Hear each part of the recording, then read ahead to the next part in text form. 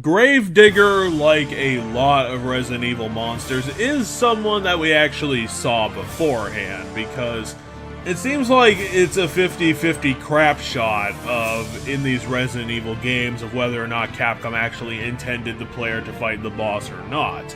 When you can get away with it, it's always a good idea to go for it, just because of the usual nature of the limited resources in the series name, so it's not really worth sticking around to fight the monsters, because you're not going to be getting rewarded for what you have expended in the process. So you solve that letter puzzle, you get out of there, but now we have to fight him for realsies, and Capcom, for whatever reason, just loves to do these worm-based boss fights. We've seen a lot of centipedes from this game, and it's kinda weird.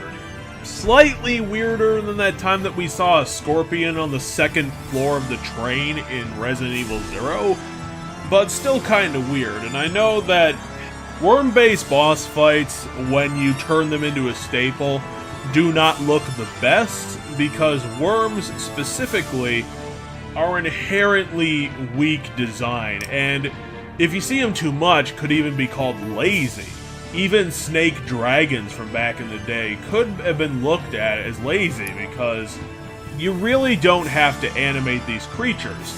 Now, that excuse doesn't really hold water in a 3D game, because you have to keep the whole gelatinous form moving, and you will have to design it that way, but if this was like a 16-bit game, a snake is a cop-out, because you don't have to animate a snake when you design him to just be a bunch of ball sprites attached to each other. Plus, the Gravedigger doesn't really have a good design. Don't get me wrong, the whole octopus circular teeth thing is always going to be scary, but we've seen this before if you've been following this series on the franchise.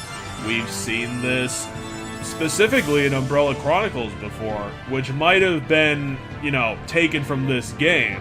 But if you recycle it, then what are you really adding to the series? Otherwise, if you want to be less generous, you can call the entire design looking like a moving stick of shit, honestly.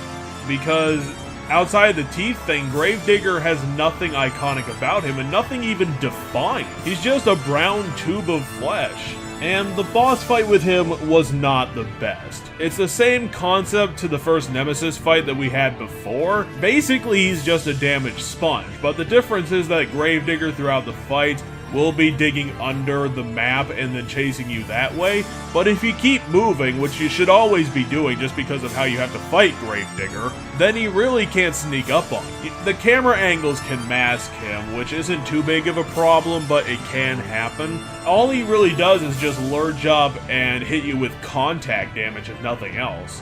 Because you could probably get hit by contact before he ever decides to use his head as a battering ram on Jill's face. All you need to do is just run around this little horseshoe arena that you have to fight him, get around him when he goes underground, and then just rinse and repeat. At this point, you probably should have access to the shotgun and the grenade launcher, so you'll at least have some options for fighting the Gravedigger. But as a monster, it's not memorable, and as a boss fight, it doesn't get away from the usual to really stand out. And unfortunately, this is the only other boss monster in the game besides Nemesis. And Resident Evil 3 was literally named after Nemesis, and Nemesis could easily have carried a game by himself. But you do want to subvert expectations, which is why you should have a couple of other monsters kind of filling the gaps. But if this is the only other thing you've got going for you, and to be honest, it's average, then what have you really put into your game?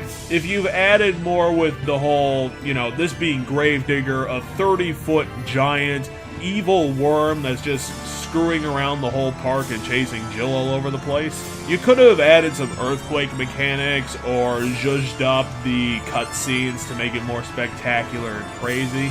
You could have done a bit more with the gameplay and combat mechanics to kinda liven things up and really turn this into the highlight that it was supposed to be. But as it stands, it's just another fight with another worm. Like I've said, it's been done before, and unfortunately, Capcom didn't add anything interesting that, per se, you know, if From Software were doing this, they would go all out to make this a crazy design. And obviously, Capcom has the talent for it, if you just even look at Nemesis. So, seeing them kind of drop the ball on the Gravedigger boss fight, just kind of disappointing.